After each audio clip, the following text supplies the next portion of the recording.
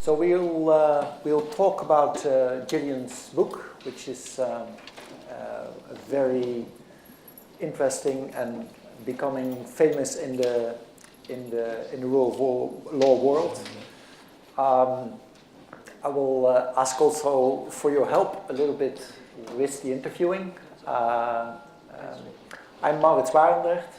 I'm not a professional interviewer, but I do some facilitation sometimes as research director at HiiL. And I'm an admirer of Gillian's work, so I will probably ask questions that are not critical enough, so please help me.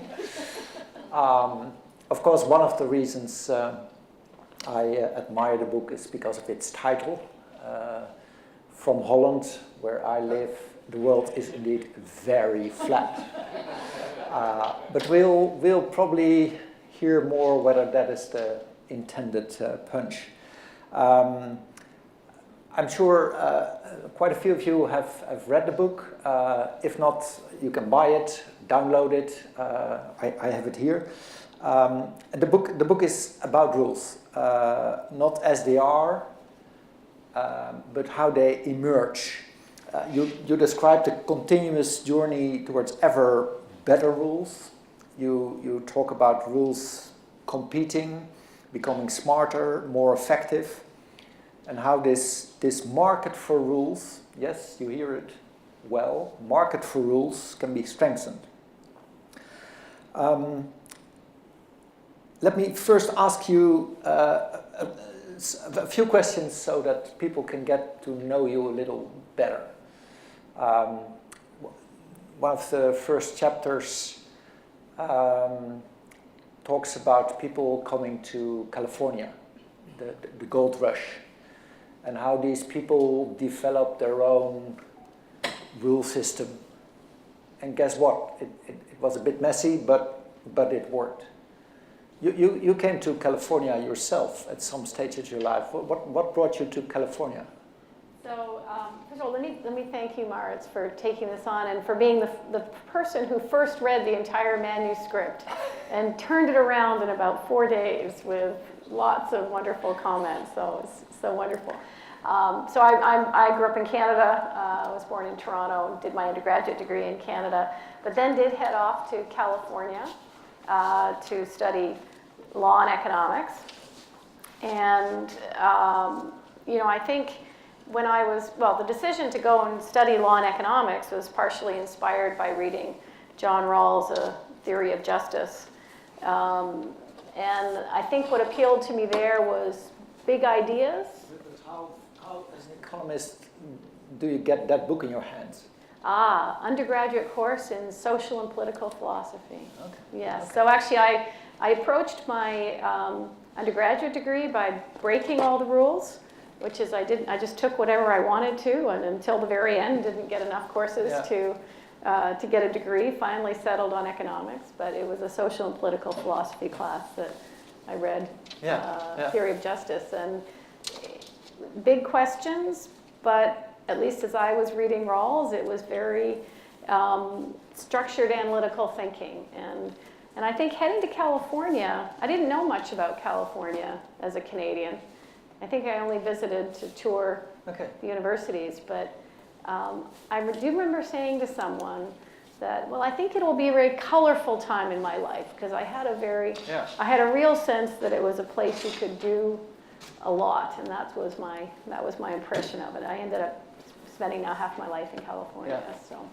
And you talked a little bit about breaking rules already as something that you did.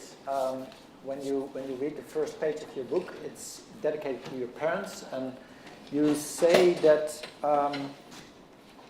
they carved out unconventional and inspiring lives by always knowing which rules to break. Yeah. Which rules did they break? So I think that the biggest rules that they broke were the rules that say how you have to think about things. So they, both of my parents are extremely smart. They founded a school, a very successful school in Canada, but they didn't go to university. Just immigrants from the from England into Canada. But the rules that they broke were that they approached questions kind of just from a starting point. How would you do this? How would you solve this? When they created a school, it was, how do you create a school that works well for children? It wasn't, how do other people run a school? They tried out new ideas. My father was into Zen meditation when he was young, and this is the 60s, and we even all slept on the floor in one room for a number of years as a family just to try it out. So I think Can you tell us more about that experience? Yeah, if you met them, you wouldn't think they were all that unconventional. They won't come off as hippies or counterculture, but it was definitely together. They both approached questions without following the rules of, here's the way you're supposed to think about this. Going very deep to what is it about? Yeah, what are you trying, and ask any question, not to be afraid to ask any question, and not to feel like somebody else was authorized to answer the question, that you could explore and answer the question yourself. And on your personal road to an inspiring life, what rules blocked you at what time, and how did you get the idea of breaking them? Well, I think, I was trained in law and economics at the very beginning of that combination. I thought I had invented it when I read John Rawls. I didn't know it had already existed. But I started this at university, graduate school in the early 1980s, so it was early on. And a lot of the existing work in economics and law was Chicago school, how do we make the legal rules more efficient? And I said, well, it seems like a much more useful tool than that, and I'm a feminist, and I'm interested in a lot of other things, and so I didn't really follow those rules there. And the beginning of my academic work was thinking about new things, but what really brought me on the path to this book was my own entanglement with the legal system, in family court, which went on for many years, drained all resources, but left me with a sense of, like the doctor who gets sick and ends up in the hospital and sees, how does the system that I've been studying and teaching really work for people? And what I learned in my personal experience was that it was far too costly, drained every penny I had. It didn't really make things better. It didn't understand the situation that we were going through. It actually made things worse. It created more conflict. A system that was supposed to be reducing conflict was creating conflict. So I sort of thought, well, here I am, a person with all of the advantages. I'm educated in law. I have a critical distance. I'm a feminist. I can look at a system. I have lots of resources. I'm a relatively wealthy person in the entire income distribution. And I couldn't understand it, I couldn't navigate it, I couldn't make sense of it. And I think that's when, in my own mind, I thought what I need to do with my writing is... And then you followed the methods that was... Yes. Go back to the roots, go back to Greece, go back to history. Right, yeah. right. And then I started talking to, very much just open question. I started a project, an innovation project at USC, my university, interviewing general counsel in large global corporations, Apple, Cisco, Google, and so on, and asked them, well, how is the legal system working for you, big global corporation who can afford the best of the best, have multi-million-dollar legal budgets? And what they told me was very much like what I had experienced. It's too expensive, it doesn't understand our problems, it's too complicated, it's not working very well. And it was then sort of going back to the fundamentals, trying to use some basic economics, some basic understanding of what we're trying to accomplish as a community, to unpack that and go back to the beginnings, go back to the fundamentals.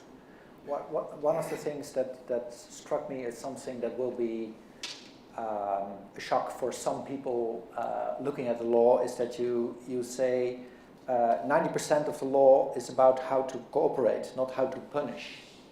Can you explain how that... Yes, and I think that was, partly that comes out, I went back to, our earliest recorded evidence of law. I think we don't really know when law was invented, because I think of law as something distinct from the cultural norms that have been around since human society started. But our first evidence of formal law is, of course, with writing and Hammurabi's Code and so on. And we all learn about Hammurabi's Code as eye for an eye, tooth for a tooth. And I went back and read it and counted it up and said, most of this in here is very mundane stuff. If I lend you my ox and the ox's horn gets broken, how do we solve that? And if you flood my fields, how do we solve that problem? If somebody's not charging me the right price, how do we solve that? So law is really, as an extension of our norms systems, a way of helping us all just keep working together, living together, having confidence. That's what has produced that's where our value comes from in life, is our cooperation and interdependence. And I think it's really critical to understand that's the starting point for law, is how do we cooperate and get along? Yeah, you see legal infrastructure as a shared platform for getting things done. Yes. A shared platform for getting things done. I wonder whether that's a bit of a Silicon Valley view on the world. Everything is a platform there. So you everything's a platform. Yes. Well, so I have found actually one of the big challenges in writing this book was how to talk about law in new ways that just didn't trigger everybody's thinking, oh, you're talking about the difference between common law and civil law systems, or you're talking customary law versus formal law, or you're talking about whether there's precedent. And I really wanted to get to this idea, so I introduced this term of legal infrastructure, because I wanted to emphasize infra is under. It's structure underneath our relationships. It's where we build everything else. And this is the point I really want to emphasize throughout the book, is we build on infrastructure. It's legal infrastructure. And so, in fact, whatever our goals are, we need a good, solid infrastructure. Now, it's true that it's being written about the impact of, part of the concept of a flat world is, part of it is global supply chains and globalization generally, but part of it is also the impact of digitization and the way that flattens everything. Yeah. So yes, it has been influenced by living in California and the language of the platform. But again, I think what's important about platforms is the idea of a platform is a meeting place. A platform brings people together. So the platform of the internet allows us to form all kinds of relationships, and the platform of social media. Yeah. And we think of it as, the way we use it, right? We talk to our friends, but really it's a way for developers and advertisers and users and the manufacturers of phones and a whole bunch of different people to meet and transact. It is amazing. You even with your hands. I do it like this. Make the world flat. I know. Yes. Yeah. And please explain, because most people here will think about law as something which has a hierarchy. Yes. Yeah. Help us. Okay. So I think, yes, of course the concept of a flat world originally comes from Tom Friedman's book, The World is Flat, which tells you a little bit about how long I've been writing the book, since his book came out in 2005. And his book came out actually before the world got really flattened with digitization, because there's nothing flatter than taking objects and people and control and sticking it into zeros and ones. So the concept there is partly to capture just the idea of what's happening with technology and globalization. But the flatness, I think, and I'm not saying we're at it, because there's a critique of the flat world idea. It says really the world is still very, very uneven and very spiky and tilted.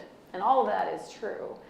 But you can also think about how we get to a flat world. How do we get to a world that actually makes legal infrastructure, the very fundamental thing on which we build, available more widely?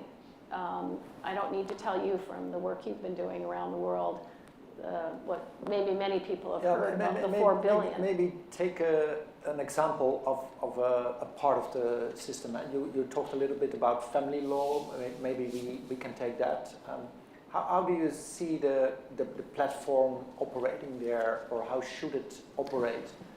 Yeah, so if you think about a family dispute, which are some of the most common disputes around the world, in advanced systems and not advanced systems, it's just a basic feature, and it's very ordinary, which is also why I was so surprised by what happened to me, because I said, this is not an unusual thing I've happened into, it's a pretty normal thing.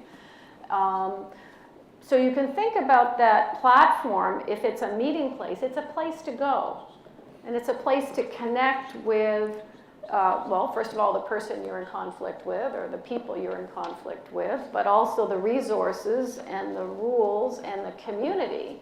Because a really big part of what I emphasize is that most of our rules, even the ones that are written into our formal law and enforced by governments to some extent, are primarily enforced by the community. They're primarily enforced by, this is an okay way to handle that problem, this is not an okay way to handle that problem. And so a platform, it's a place we're all meeting. So if we're trying to resolve a family conflict, we're trying to, as soon as possible, get to a state where everybody just says, okay, it's okay and it's acceptable and it's right that the children are living, you know, here for this part of the time and there for that part of the time, or that this person is contributing this amount to the care of the children, or that the decisions about their lives are being made in this way. We eventually want to get to, and you've done some great work on the idea of creating a meeting place for people in family conflict. Yeah. So I guess I do keep doing this with my hands, don't I? That's right. A place you can do that, a place you can meet, and maybe that makes it like the common fire in the simple human society, or the market square in villages, and we're much more complex places now. But as you know, in the family area, a lot of areas, vast numbers of people around the world really feel they have nowhere to go to just say, how do I resolve this problem and get to a place? We've really limited the entrance points for that, and we've reduced it to an office instead of a platform, perhaps. Maybe this is a good moment to invite the public also to help me interview Gillian. Please, if you have a question, I would like to limit it to questions that enable us to get to know Gillian and her book in a better way, and not making it a real debate, a learning opportunity. So please ask your question, but in Holland, a question is about one sentence ending with a question mark. How long a sentence can that be? I'll try, and then we'll keep you. So we had talked earlier about alternative legal systems, and I was pleased to see in your book that you mentioned ISO 9000 and 14000, sort of this idea of using standards as the way to look at issues in the global supply chain and global marketplace. Do you see a future with that in other areas? Where do you see these alternative systems that are soft law at maybe at best, but certainly are systems of being able to direct solutions for a lot of people? Where do you think these will go? Question mark. So, Well done. so I think that's great, and it's Scott, is that? Yes, that's right. So I've really enjoyed both sessions that I've been at where you've been talking about both ISOs and this wonderful Invisibles project, which I encourage all of you to take a look at on digital ID for refugees. So you were talking about something really critical, I think, both your work in ISO standards, but in the idea of like it occurred to me actually listening to your session earlier, open sourcing the law. The idea that groups, it's a totally natural thing. You can't get 5 people in a room who have to live together for a little while, for very long, before they start coming up with what are our rules going to be. And we don't mean rules that we're going to smack you over the head and kick you out necessarily, but nonetheless the rules that are going to make me raise an eyebrow and, or maybe not invite you next time if you're not playing along and so on. And one of the key things I think we need to be figuring out how to do is how to get more of our rules in a complex world back into being produced by groups that are right there trying to solve that problem.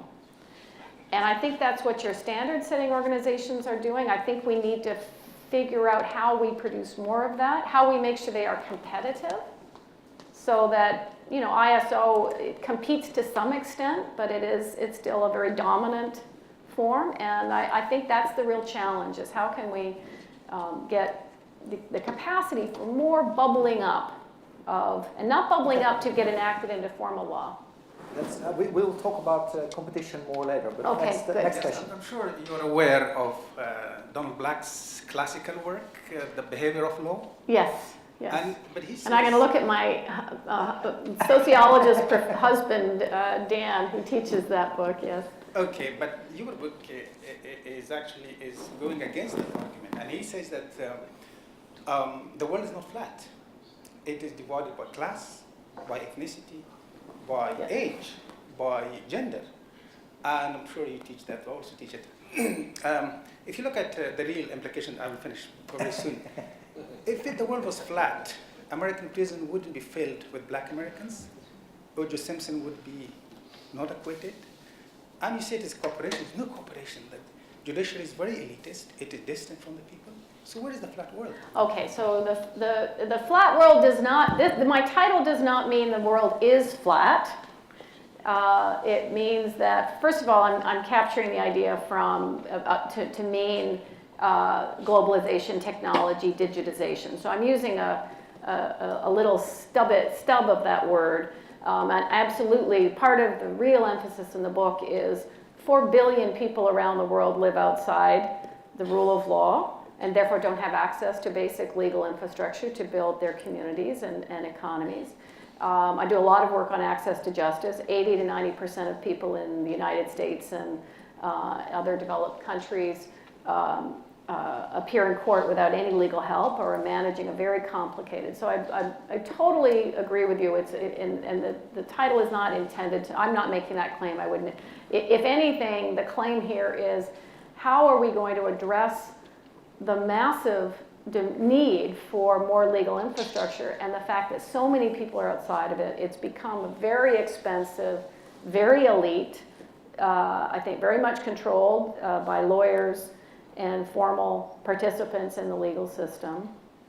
Let me push you a little bit on this one. In many countries, law is more like a platform that makes the business elite, that helps the business elite and connects the business elite to the governance elite, and I'm sure they see it as a platform for helping them.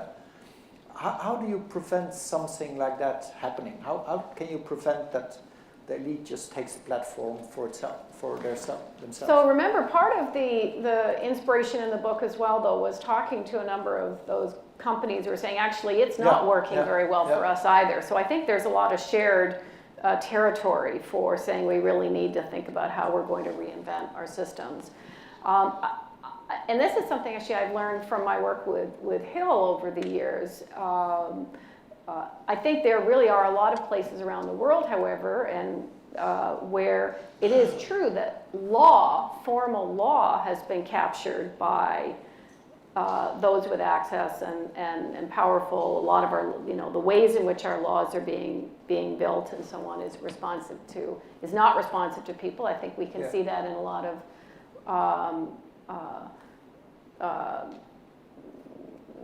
resistance to the way, what's happening with our legal systems. So I think it's exactly part of the challenge is how do you give more people the capacity in their local settings to say, okay, we want to participate. We don't just want to attend meetings. We actually want to participate in the way that humans have for millennia, the creation and enforcement of our rule systems. And I think that's a huge challenge in a global society. I think that's a big theme in your book, how to speed up the development of law, Yes. how to make it work better for people, and your answer to the challenge is allow more competition, standardization bodies, people getting together, building a website, much more competition between lawmakers. Do you see places where that already is happening? Is it something that is a wish for the future, or is it already a vibrant practice somewhere? I think there are hints of it. Well, so I talk about two kinds of competition in the book. One is competition in the market for lawyers, which around the world is a very closed system. Yeah. And because lawyers play such an incredibly important big role in the design of our legal systems, I think the fact that it's very closed, we keep reproducing the same systems. I start the book with going back to, not just the gold rush, to just simple human societies, in part to say law is not the thing we've come to understand it to be over the last 150, 200 years. It is something much older in human societies, and we need to be thinking about, okay, where does it go next? But lawyers in the last 150 years have really gained major control over the way that system works, and I think we need more participation from lots of others in that. We're starting to see some of that opening up. The UK has changed its rules. There's a question about that? Yeah, to follow on, first of all, I just need to say I'm really pleased to see someone from USC. That's my alma mater, where I did my JD. Yay. Fight on. But actually, going on from there, and I take your point, access to justice is a huge problem all over the world. By putting things on platforms and digitizing everything, the idea of flattening is a great idea. There's more access. But I worry about cacophony. I worry about that there's so many voices competing for attention and prevalence and my way, and then, the deluge of abuse and people like me who don't want to learn how to code, and what this rearrangement into a flatter, more participatory thing does for social cohesion. Yeah. So two really important parts of your question there. Let me just pick up the last one, social cohesion. I do think that's a critical challenge we're facing, and I think part of that is we need to find more ways to have more people feel like, okay, I think my interests are taken into account here. I know I can't run the show. I live in a pluralistic environment. I know that, but I think that my interests are being taken into account. I think that's a fundamental feature of social cohesion, and of course a major challenge. Then the other is, how do we do this? It seems so hard. Yes, I think it's the biggest challenge we face. Trying to figure out how will we develop the rules we clearly need for different complex settings. And this is where I become an economist. And I say the way you invent solutions to problems is you attract brains and money to figuring out solutions. And how do you do that? You have to move it out of hierarchical processes exclusively. Get away with the central planning. Yeah. So I think that's So we most parts of the world in the last 40 years moved away from central planning of their economies. I think largely in response, and lots of things can explain that, but one underlying feature is the complexity. it's very difficult to operate an economy that grows increasingly complex in a centrally planned way. So we moved more decisions into markets, but regulated markets. I don't believe there's anything called a free market. The free market does not exist. There are only markets that are built on regulatory structure and legal rules, period. So it's always a regulated market. But we left almost all of our rulemaking in a centrally planned structure, which means people like you and me, and we all get together in rooms and we say, well, what should we write down on paper, or what should the rules be? And we're at the limits of that method for producing rules. So how can we get more of that down to the ground level? And this is where efforts like this, you said, is this happening now? I think the evidence, for example, there is a ton Can you of explain this standards. a little bit more, how it would work? Let's take a problem again, climate change, or add the rules for conversations in rooms like this. You want to have competition between rule makers. How would it work? How would they make money? How would they compete?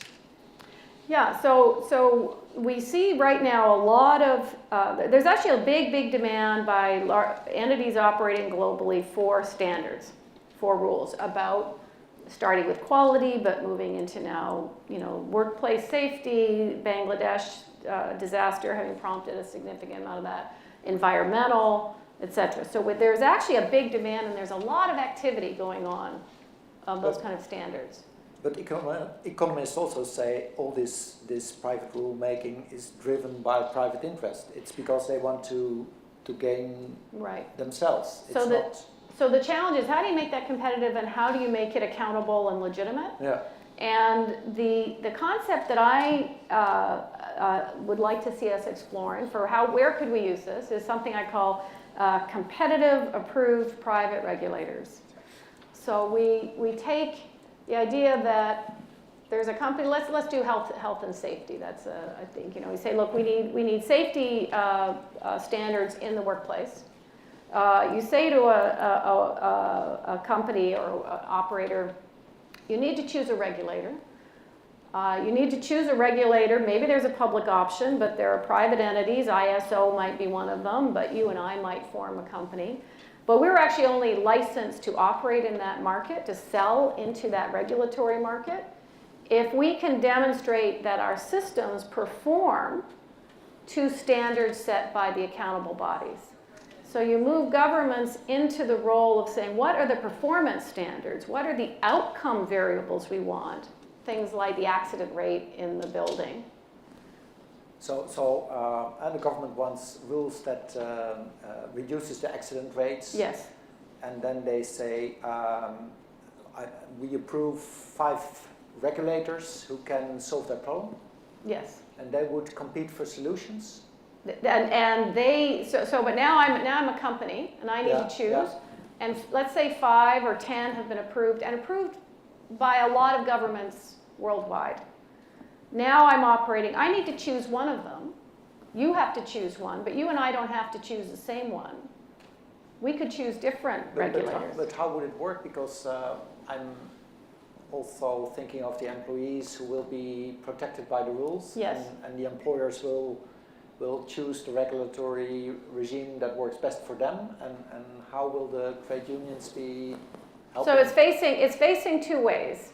If you're offering a regulatory regime, you have to maintain your approval, your license to be a regulator.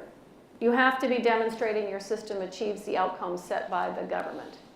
Okay, and the outcomes would be outcomes both... Like accident rates. Yeah, but also a flourishing economy for the employers. Whatever the, yes, so that's right. Your outcome variables would be whatever comes out of your political process. Yeah. Could be anti-discrimination in the workplace. It could be flexibility. It could be but it's outcome oriented. And then it's up to your private regulatory providers to actually, that you want a system that works hard to come up with something that works for companies, but maintains those outcomes that we're trying to achieve. And who will pay me as I will invent a... The regulated entity has to pay. They have to hire somebody. They pay somebody. One. Yes. So if I'm operating a workplace and I'm required to choose a private regulator, So the family. I pay the company. The families pay for family law. Well, now we're in that's a different setting. Okay. But we already do pay. Yes, we already do pay. But that might be a different, I mean, it may be that governments would say there are different platforms to choose to be divorced under. And maybe they're subsidized, maybe they are paid for by government, maybe they are paid for by private or sliding scales. But those kinds of questions, I think, are very much ones you can leave. I'm not proposing a solution to those. Okay. I'm saying you can leave that with your political community to say this will be like public housing, right? Some countries have publicly paid housing that's decent. Others say we'll provide you with subsidies, and others say we'll just regulate the housing market, and others say we won't do anything. It's just a free market and for housing. So that, you know, I'm thinking now of kind of industrial regulation, economic regulation of companies. Yeah. Where the idea that they would pay for a regulator could be appropriate. Again, you might have different tax schemes. The business model is still developing, but... I'm only proposing that this is a model I think we need to be exploring. It needs to be added to the list of tools. And we can't continue to think all of our solutions will come by writing 2,000-page statutes through national legislatures. Two things. First of all, Things or questions? two questions I want to ask. One more. First, I'm getting the pieces, but I feel like I don't have a clear idea of your argument. So maybe you could just sort of summarize like this bubbling up idea and the competition, but kind of could you put it together for me?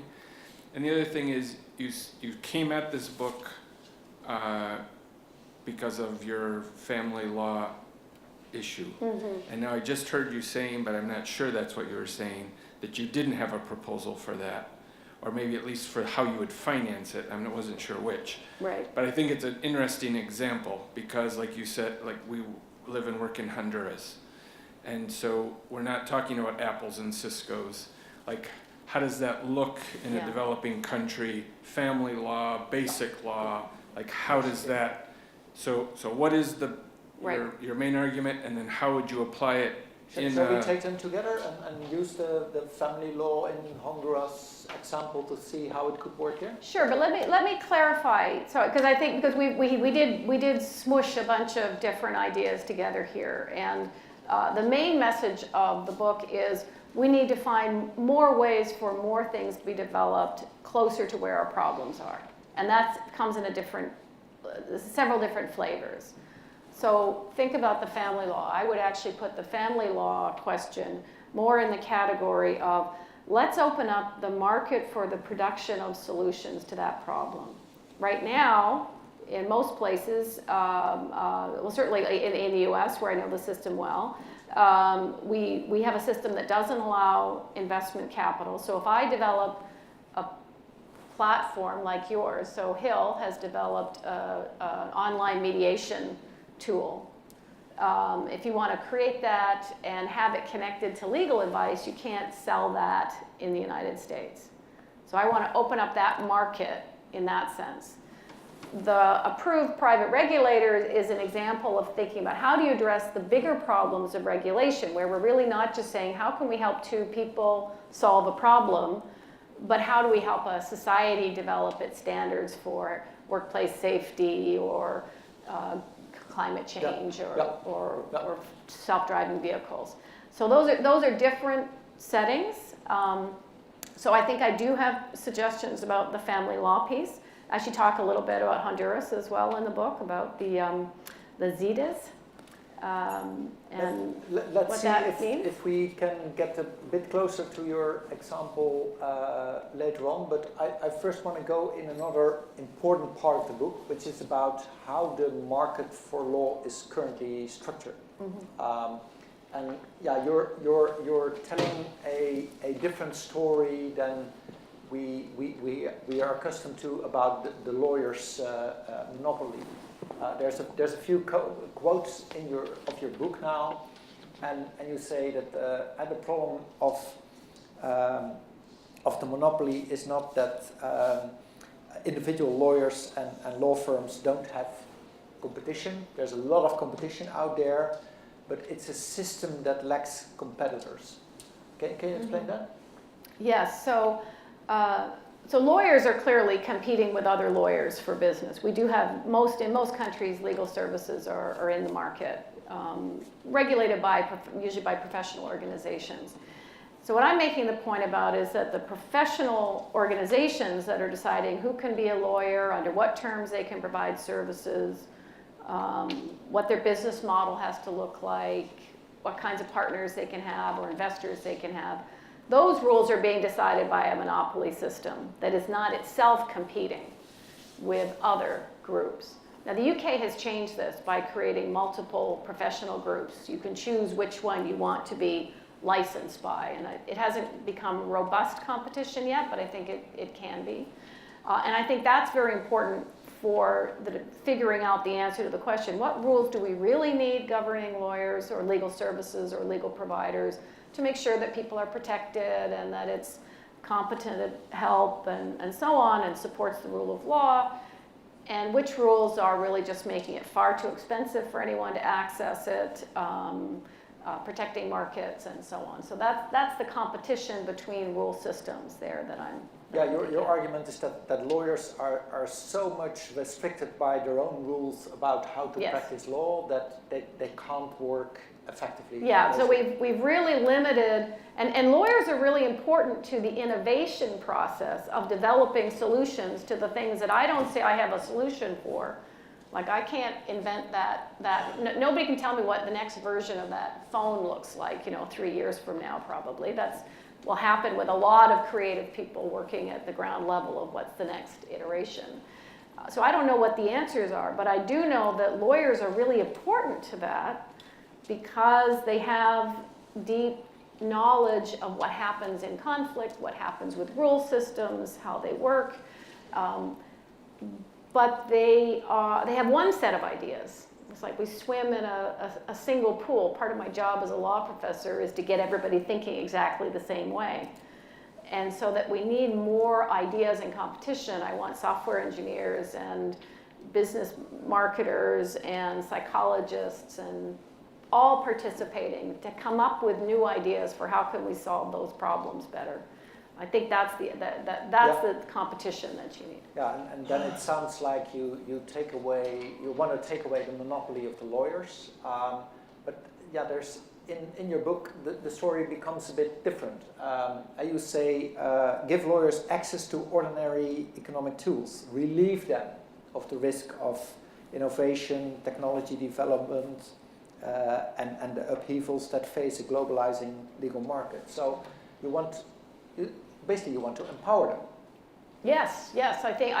Can you explain that? What are normal economic tools that the lawyers don't use now and should use? So, I apologize for the fact this is heavily informed by my understanding of the way American lawyers and Canadian lawyers are regulated. I know something about the UK. I know something about the Dutch, but people can think about their own systems. But in the American system, the tools that lawyers don't have available to them are things like profit and revenue sharing contracts.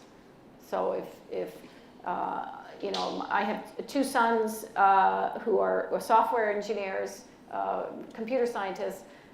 I can't lawyers can't write a contract with them to say, let's share the profits on developing a digital app that'll help register refugees or homeless people in Los Angeles.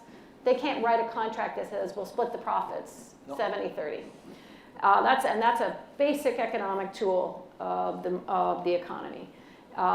They can't form a corporation that is funded by outside investors, be it venture capital or the listed markets or even just families and friends. Most startups in Silicon Valley, it's friends, families, and fools who fund the first early stages of that, or angel investors. And so lawyers who have great ideas for how to resolve those family law problems better, those small business startup problems better, the regulatory problems better, they can't build those solutions in the way that every other sector of the economy builds. And they cannot be freely hired by a Silicon Valley company who does all this, because that will not have access to the legal Yes, so procedures. the flip side of that not working, forming that corporation is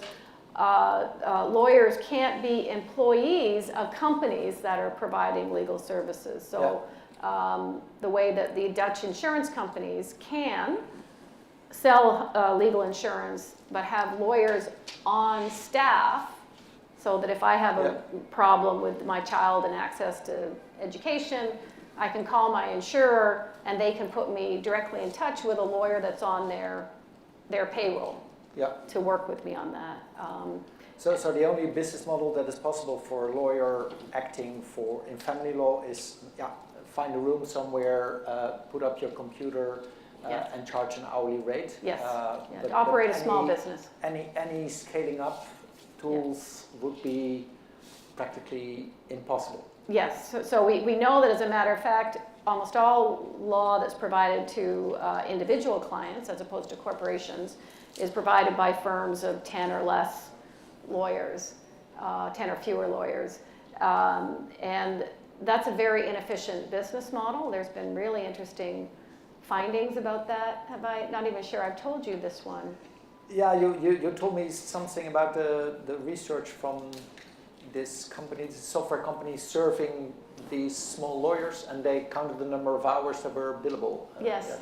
Yes. Yes. So this is based on actual billing data from firms of 12 or fewer lawyers in the United States. On average, out of an 8-hour day, they're doing billable work 2.2 hours a day. They're actually billing for 1.8, and they're collecting money for 1.5 of a day. So the reason they have to charge $250 an hour at the minimum is because that's actually a daily wage. Yeah. It's not an hourly wage, it's a daily wage. And of course, it's one that is completely out of reach for the vast majority of the population. But it doesn't, they're taking home maybe. What does the lawyer do the rest of the day? Wish that they had more clients, I think. Yeah, they have to go after each client. Yeah, so there's running the business, there's finding clients, retaining clients, billing, maintaining education, choosing technology, finding space. And sharing these services. This overhead is heavily weighting on this individual lawyer. So we don't see a global law firm working for individuals. Right. We don't even see a national law firm working for individuals only, which there's no Walmart for legal services. Right. And you don't develop the brand identifications that are very helpful for people when they're looking to find high quality. So it's hard to know how to find a lawyer. I mean, I have trouble figuring out how to find a lawyer for any thing I need one for. It's a very intransparent market, and you think that really it's not the conservatism of lawyers or something, but it's really these rules they made for themselves that stops them from being effectively serving the many. Yeah, as an economist, it's the way I express it, the way you asked the question. I look at it as an economist and I say, well, there's no big secret as to why it looks like this if you can't do the things that in every other sector of the economy you have to do in order to generate cost reduction, scale, innovation, improved quality, and access. That if you say to people they have to operate in a small scale, and effectively the rules say you have to operate in this small scale. Small scale. Yeah. Questions about that? I'd like to go back to the large scale. I wonder if you could comment on sort of, I won't say the death, but perhaps the stultification of the nation states. And are we finding a point where in a global marketplace the nation states become part of the problem rather than part of the solution for coming up with systems and solutions that are going to work across borders, especially like I think global supply chains where you may have a myriad of countries involved in the process.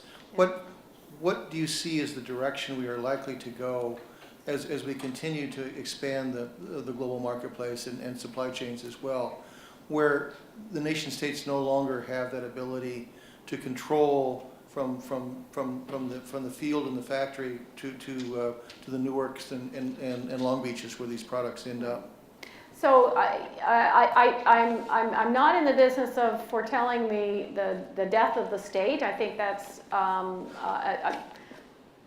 nation states I think will continue to play a very, very important role. I think there are questions of how do you reach groups that are at smaller groups than the nation state. I think the problem is that we've solidified the idea that the nation state organizes the production of all of our legal rules, and the way we manage globally is by reaching agreements between states and hopefully going to a single global standard. So most of our discussions are on how do we get to the global standard. I think we just can't actually manage it. The world is far too complex for that. We're jumping boundaries too fast, too quickly, too many times. Global supply chains and otherwise, digital data. When you sign on, WhatsApp, everybody, in Europe is using WhatsApp, owned by Facebook. That's something that's, boundaryless. So I think nation states have to transform the role they're playing in the production of our sets of rules. You have a question, or are you just managing the mic? Okay. How could we get from A to B? You say we should go towards a state with much more competition, much more brains, much more money going into inventing good legal solutions. And where we are now is, it's controlled by the nation state. Sometimes they are trying a little treaty, but we are stuck in the wrong place. How can we get to your world? So I think, part of what I want to do is change the way we think about how laws get made and how rules get made. Yeah. And to say it, because don't just take for granted that all of our solutions involve figuring out what rules we should get government. The market is already starting to produce a lot of this. And governments are already behind the scenes, I think most people don't know it, delegating tremendous amounts of responsibility for this already to private industry. But that's outside of the scope of accountability and transparency to the public. So I think the first step, beyond just changing that conversation, is we could be having a conversation about how do you create the public law framework to enable more entities, individuals, groups, communities, unions, consumer organizations, and so on, to participate in saying, hey, we've got a set of rules here if you'd like to join our set of rules for workplace safety, and we have to prove to the state that we achieve the right outcomes, or we have to make sure that we're providing legal services within a framework that is protective, because we now regulate the providers. But I think it's switching to that conversation about how do you create the regulatory environment to regulate those regulators, to regulate differently the market for legal services. You call it a super regulator. Super regulators and designing those systems. I think we could be talking about, rather than what should the rules, autonomous vehicles, for example. Yeah. Real challenge. Well, I don't think that governments will write some rules, but we should be thinking about how can we write rules that will enable some of those smart engineers who are building the autonomous vehicles to start building companies to regulate the autonomous vehicles. And so I think it's really shifted. It's like starting to develop antitrust law, governing the laws, governing the control of markets and market power, rather than saying how many factories should we build, or how much steel should we produce this year. How do we regulate that market for steel so that the market is competitive? And I think we can shift to that. And now we go back to Honduras family justice for a moment. Yeah. I see different groups proposing family law, having platforms for resolving family disputes. We actually built a platform for family disputes that goes from intake towards mediation and helping people with information and then a decision. So I personally can imagine competition between different platforms and still having some unity of values in a family law system. I can see that. But how would that work in a country that most people here are talking about? Would it be possible? Maybe a question to you. No, Oh, well, I think that's my question, right? Yeah. I understand the limitations. Right now, it's a conflict place, right? So husband and wife together. Sorry. But yeah, to think about somewhere where, you know, 6th grade education is the norm, half the population is rural, lots of lack of access to, maybe they have Facebook, maybe they have a semi-smartphone, and then how do we create those sorts of competitions in those settings? I suppose the answer is give that challenge to the entrepreneurs and let them. In part, it is. It's how can you develop systems at that level, and family law is tricky. I think I'm going to, because I'm much happier talking about competition between systems to regulate workplace safety or contracting. I'm happy talking about let's let the provision of services to people in family law areas be more competitive, so that people, perhaps entrepreneurs in Honduras or elsewhere leading for that market, producing something on smartphones to help people understand the legal rules, or to implement a parenting relationship, or one of my favorite these days is to talk about, why don't we have apps on our phones that allow us to take a picture of a legal document and have that converted into an easily understood way of, and for somebody with a 6th grade education, that is something other than more words on paper. Perhaps it's, maybe it's something that's a recording, maybe it's images, maybe it's, just simple language. But those are the kinds of problems, yes, that I want to get to say, look, let somebody build that, and don't think that it's going to be a single solution that we produce from the top down. It's a partial answer, I suppose. My question has nothing to do with family law. Okay. I think this is just fascinating, and I don't know anything about it, so it's been very interesting. And I really liked what you said about having the regulation be based on outcomes, desired outcomes. Mm-hmm.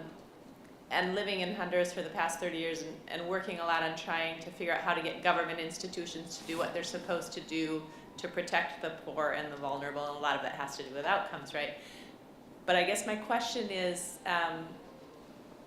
how do you make sure that those outcomes are being worked toward? Like, regulating the regulators, I guess is how you put it. But that seems like a huge piece of this. Right. And it's Honduras has great laws. Nobody follows them. Yes. So, and nobody makes them follow those laws. Right, so I guess that's the piece that I would love to hear more about. Right, and the last third of the book is about the poor developing world, where there is tons of law that has no impact on the actual social orders that you're producing. So I think, so first of all, with the idea of regulating the regulator, yes, one of the questions we have to be exploring is, can we do that with teeth? Now, we can't just say, gosh, that would be hard, because gosh, it's already hard, But there are ways in which I think we could be, it may be easier, it may be more feasible. And I think from the point of view of the poor and developing world, I think there may be ways for, let's take the workplace safety.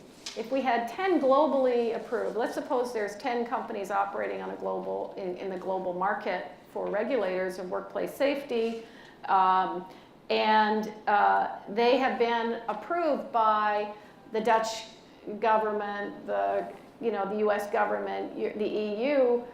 Now poor countries can free ride on that approval and can say, oh, if the regulator approved by one of these high wealth, high capacity countries, I mean, why doesn't the law work in so many poor countries? Because it's really expensive to get our legal systems to work well. So I'd like a system where people could say, Honduras doesn't have to invent its own workplace safety law and hire its own inspector, to operate that. It can say, company, if you're going to operate, you have to choose a regulator, you have to pay for that regulator, and we are going to accept the approval status that is achieved with a high-quality system or high-capacity system. You get better rules by more competition and by exporting the good solutions, letting them compete, and you get more access to the law by allowing lawyers. Which is already happening. That the iPhone is produced in a high capacity country. It has to satisfy consumer safety standards in a high capacity country. So any country can now say this is okay for our population to use. One final question to you, Gillian, because we reached the end of the session. We are here with a rule of law community, diverse, as you have seen during the past days. What is your final recommendation to us? Yes. So I think the most important thing is for us to go back to where we started and where humans started, which is how do we build systems that work for people? At the end of the day, that's all we're doing, is we're trying to build systems that work for people. And we have more and more complex societies. And so a lot of the questions that we're entertaining in these couple of days, it's still focused on how do we change what lawyers, judges, and legislators are doing? How can we change our existing? And I think we're at the limits of a lot of what we can achieve through those systems. We need to still be doing that. I don't want to, say that don't be thinking about how can you control the government's abuse of power and so on. But let's also be thinking ground level. Here's the problem people are facing. And I go back to the Invisibles project I heard about yesterday, which was so wonderful. That seemed to me exactly the right strategy. Saying, okay, there are some of us who need to be doing this work. What is the problem people are facing? And how could you solve it for them? How can you help people contract better in the developing world? How can you help them protect land rights? How can you manage family? Get the best minds and the best tools and open that up to, it's not a bunch of lawyers. I know we're not all lawyers here, but that it's not about more about us and refining the system that we've worked. Law is not the system that we've implemented for the last 100 years. It's a system that we're at a point in our evolution, we need to be, what comes next? Rules for a flat world, ladies and gentlemen. Thanks Gillian very Hadfield. much.